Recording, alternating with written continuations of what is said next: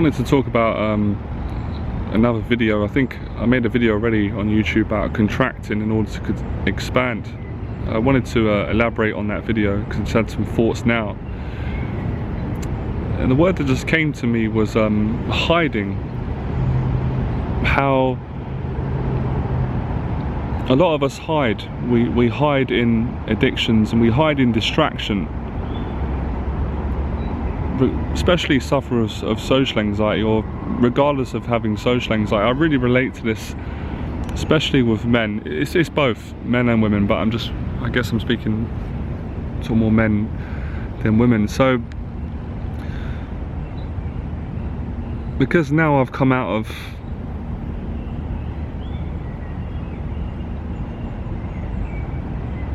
a period where I've stopped hiding, well, a lot more than I used to. It's starting to make sense to me now. There was a lot of confusion, especially for myself. This has been interesting going through this, guys, because it's really helped me to be a better teacher. It's helped me to understand how to help people address the problem with themselves. And I think it really does come down to the way we run away from our fears. Our fears being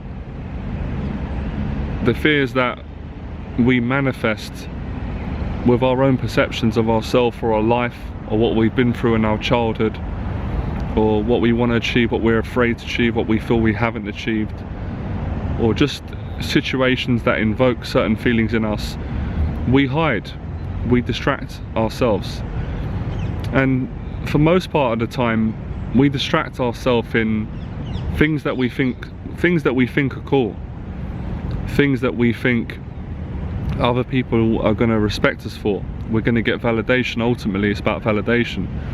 So for a lot of men, self included, we'll hide in getting good with women. That will be a great distraction from ourselves, because first thing that comes to mind if you just say it, getting good with women, is a real sort of ego rush. There's all the attachments, all the ideas, what we're taught in society. To be good with women is to be loved, is to be liked, is to have beautiful women. We think of all the sexual pleasures, being liked by other men. There's so much excitement around that initially, but that's usually one of many ways we distract ourselves from, and what Gabor Mate talks about, what I'm talking about as well from my own experience. We distract ourselves from us, from ourselves. And it's taken me a long time to get the answer, and I'm still trying to. I've got the answer, but it's a process for me personally in my journey, and to help other people that I teach or inspire. Same thing, teach and inspire, I believe. Now I say to myself, Johnny, what are you afraid of? What are you scared of? What are you scared of? What are you scared of being caught out for? I just have this inner voice saying, if people were to find this out about you, then something really bad would happen. So it's like, okay, if I take my clothes off in public, people are probably going to laugh. I'll have my willy out, I'll be naked, but it's nothing people haven't seen before. There's a bit of a double joke in this, because obviously some women have seen me naked, but everyone's got a body. What is the worst that's going to happen? People might laugh, there's going to be a reaction, but I'm not going to die. I may feel that I'm going to die of shame, but I won't die. I don't think anyone's died of embarrassment. I don't know if that's possible. So what is it? What is this fear? What am I distracting myself from? Am I embarrassed? Am I ashamed? Do I feel guilty? Do I feel I'm not enough? Do I feel that I'm going to offend someone? Someone's going to get offended because I've stopped hiding. What is it?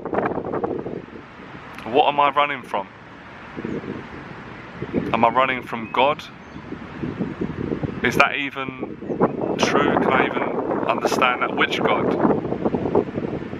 Am I running from myself? How could I run from me? I'm here, I'm me.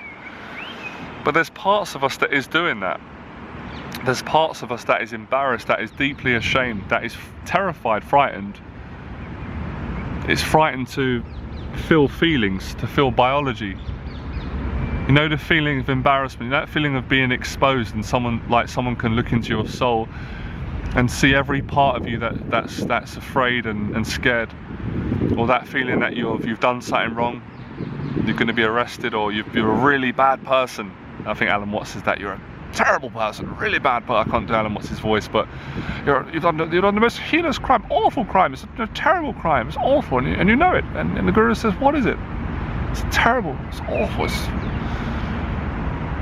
and the biggest crime you played is I love Alan Watts, I can't do his voice, but I'm trying.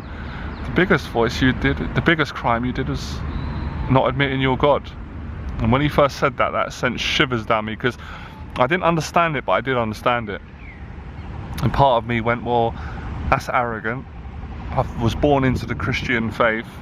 For me to say that I'm God, I can't say that, because I'm not Jesus Christ. Or if you're a Muslim, you're not Muhammad, Prophet Muhammad, or Allah.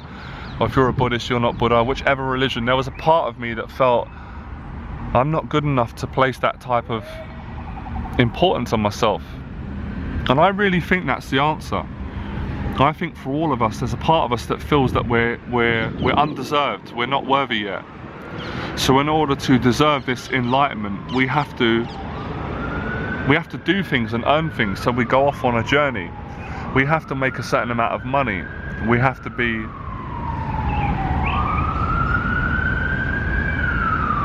certified. We have to be approved. We have to be liked. We have to be recognized as being someone. And then when we get there, we'll be deserved. We'll deserve to, like Alan Watts says, when he says, oh, come off it. Oh, the Guru looks at you and says, you know who you are. And that's what Alan Watts is talking about. It's just come to me now. We're frightened of finding out who we are. But we're excited. We are exhilarated with excitement, because we know when we find out who we are, the game's up. And I think that scares us as well, because imagine just have the feeling that you don't need to make any more money, you're enough.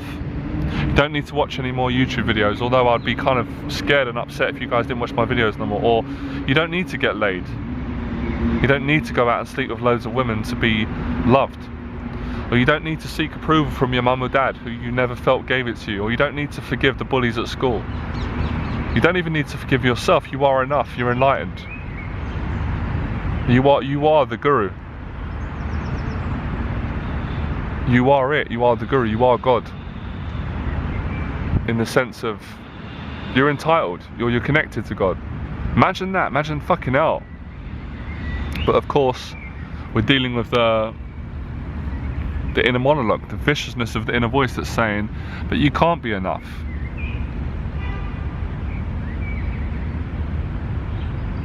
So we hide in our distractions. And of course we get satisfaction out of our distractions. Why would we do it? Why would we want to feel the need as men to sleep with lots of women? If you're a woman watching this with social anxiety and you're running away from finding out who you are and admitting that you're God, in the sense of what Alan Watts is talking about, why would you sleep with different men when you don't enjoy it? I've spoken to various women and they've said, I slept with another guy, I don't know why I did it, I got drunk, I shouldn't have done it, I don't trust men. Why are you doing it if it's harming you? Because part of you is getting pleasure out of it. Otherwise, why would you do it? Why would we be so hard on ourselves if we weren't getting pleasure? So there's a part of us that's hateful towards ourselves. It's the self-hate in us. Part of us is screaming to be loved. We want to love ourselves, but we don't feel we're entitled. Or when we get close to being entitled, hence when we fall in love, we ruin it. Because we're frightened of being abandoned. We're frightened that we're not enough. When we're enough, we can't be abandoned. As Alan Watts says, we're God. We are entitled to all of it. God doesn't need money, does he? God doesn't need approval. God doesn't need to be liked. God's not afraid of being judged. God doesn't have to buy an Armani suit to get attention. He doesn't have to buy a house in the city. He doesn't have to make this money. He's it. He's connected to everything. But we can't accept that in our culture. We can't accept that. Because Facebook won't let us accept that. Because all the pictures that make us feel insecure and jealous, sometimes inspired, all the games we play, we distract ourselves on Facebook. Who actually really wants to be on Facebook? Like 100% really wants to be on it. Who wakes up and is so excited, I can't wait to get on Facebook. oh wow, I'm gonna get so much love. I feel so myself going on, I feel so secure being on Facebook. I know I certainly don't. But it's interesting, when I'm in the park now, I feel that feeling that Alan Watts is talking about. I feel, even if I just feel a glimpse of it, I feel that feeling of God. God in all contexts. Whether you want to go the religious route, I'm not bothered, it doesn't offend me. Or whether you want to go God in the sense of self, connecting to your true self. I feel that feeling of oneness, that feeling I don't need anything. As a matter of fact, getting anything else would inhibit this feeling. Money would just fuck it up. Sorry my language. Loads of sexual intercourse would fuck up this feeling. It would block this connection, this pure connection to self.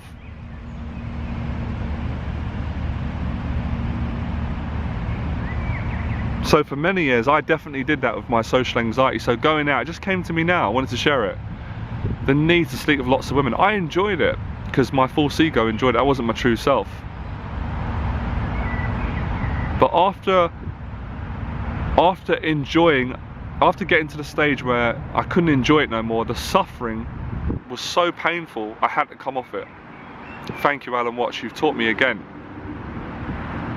I had to come off it and to admit, I am the guru, I'm the teacher, I'm the Buddha. I've got a right to say that because I'm it, I felt it.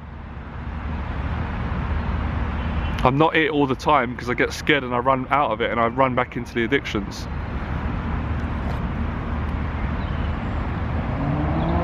And it's just this feeling of lightness, this feeling of truth.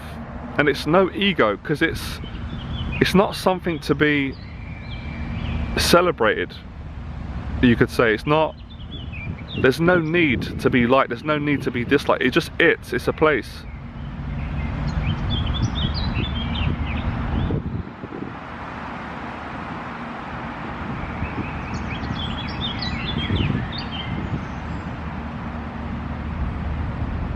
And that place is only really found when we get rid of the distractions. And the distractions are the separate personalities in ourselves, which are an extension of our material stuff. So I'm not saying to you, you can if you want, get rid of all your money, because I know that we need money to eat. But I'm just trying to get a message across just to make us wake up a little bit.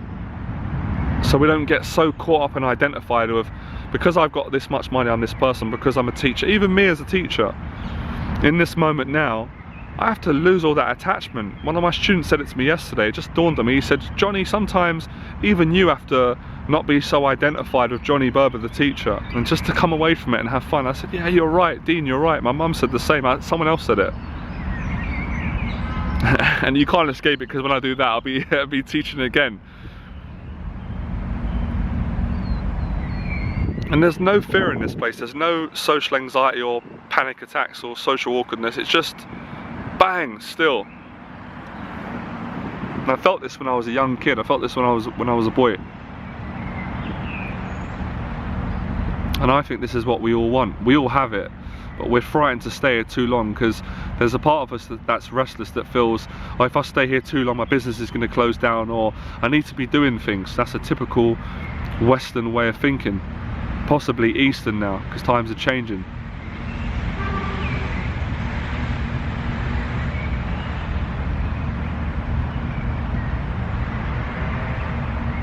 We're afraid of being present.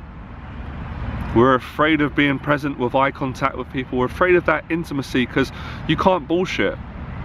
And there's no ego when you're present. I've started to learn that more from teaching myself and learning, of course.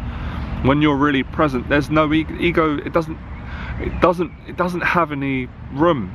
There's no need for it. The ego comes when we get scared, fear, rationalization, cockiness, protective personalities, material goods.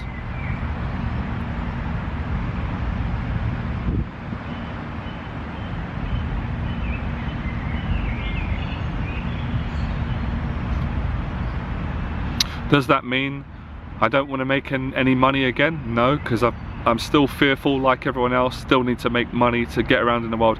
But it definitely makes me appreciate life, myself, family, friends, the small things. And it makes me be less concerned about money and less concerned about material goods and one-upmanship and being liked.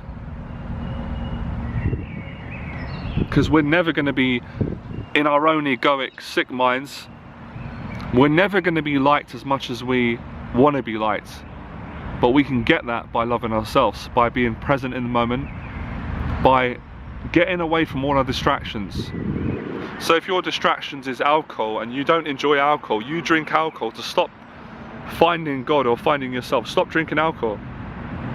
Stop bullying people, stop being violent, stop cheating, stop hiding. Whatever you're doing to distract this, stop doing it. Practice being in this place more. Practice being in your addictions less. Because the addictions are not who we truly are. This is our social conditioning. This is what's being posted up on Facebook every day of the week. Unfortunately, this is what our parents were taught, and they passed it on to us, some of it. But they also taught us good as well. Unconsciously, they were teaching us this. I know my mum and dad were. My dad was constantly reminding me of being appreciative just to the now, just to being with one another.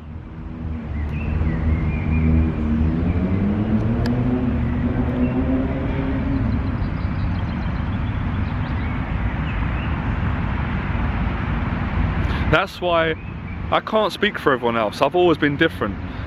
I never enjoyed when I was in a relationship and in love with a girl. It was okay, but I never enjoyed going out to fancy restaurants. It's not me. I'm being straight. I never enjoyed the fancy nightclubs in the West End, Aqua Bar, all these places. It's not me. It's not me. I did it. I went through it. I played that game. We both did it. I appreciated it, but it wasn't me. I like this.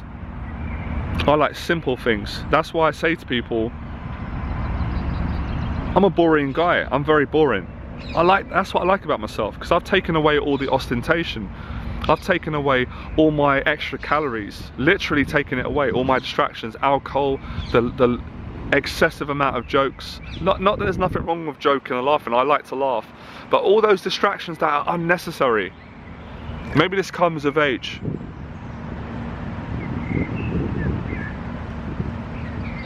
I like sitting down with a woman or a friend, laying down on the grass, kissing. Silence, listening to her. Silence, just relaxing. I don't like too much conversation anyway. I'm a natural introvert. I'm boring. I like being like that. That's myself. I don't like loud nightclubs, shouting, competing, shouting at the screen, football. That's not me. It's not me. And if that's you, that's fine. I'm not judging you. I don't like being on Facebook, posting up pictures. I just post up my work to inspire people, to help them with social anxiety, because I love the work I do, but I don't like Facebook. I feel like deleting it. It's hard to get rid of it because I've got a few family and friends there, but I don't enjoy it. I don't like Facebook, I don't like alcohol, I don't like violence, I don't like racism, I don't like fake environments, I don't like competing, I don't like showing off, I don't like any of it. Fucking any of it.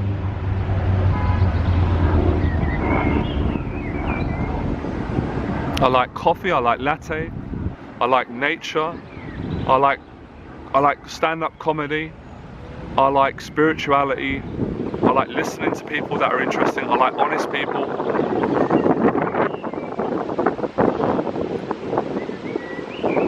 I like driven people. I'm fascinated by success, but not in the sense of greediness, fear, insecurity. My success comes from a place, well, I like to think it comes from a place of truth and honesty and excitement and joy and wonder. Not, I need to be the best, I need to be seen, I need to dominate. Fuck all that, I'm done with it. Fuck all of it. I'm out. Cancel me out. Cancel me out. I'm no competition. I'm no threat, I'm no competition to anyone. I'm signing out. I'm done with it. It's rubbish. It's the boys club. There's no love in it. There's no truth in it. It's not real. This is real. What a coincidence. I just noticed there's a Buddha right down there. It's meant to do this video.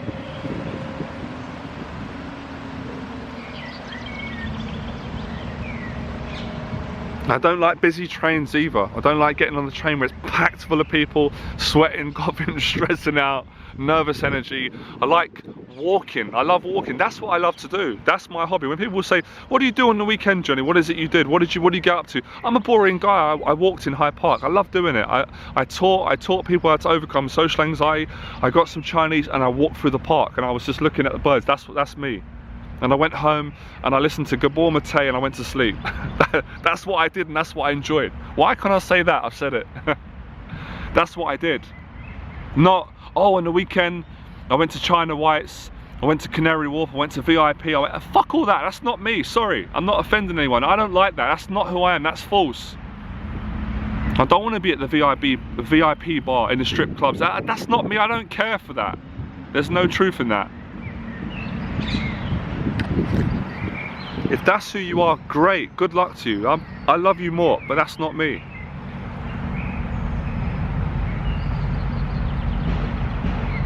I don't like small talk either, even though we have to do it sometimes. Hey, how was the weekend? Who scored in the football? Boring me, man. Bores the pants off me. Tell me your struggles. Tell me what makes you depressed. Tell me about how you overcome your self-hate. Tell me how much you love your family. Tell me what's really on your mind, but don't offend me too much. Don't insult my hairstyle, that'll hurt me.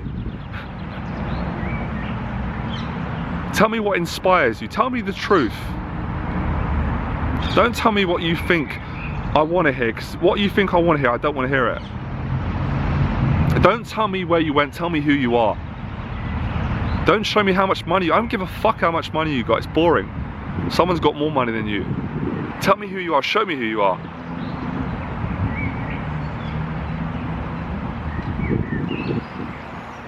And get away from the distractions, you'll overcome your social anxiety, you'll have success in your life, it's insane.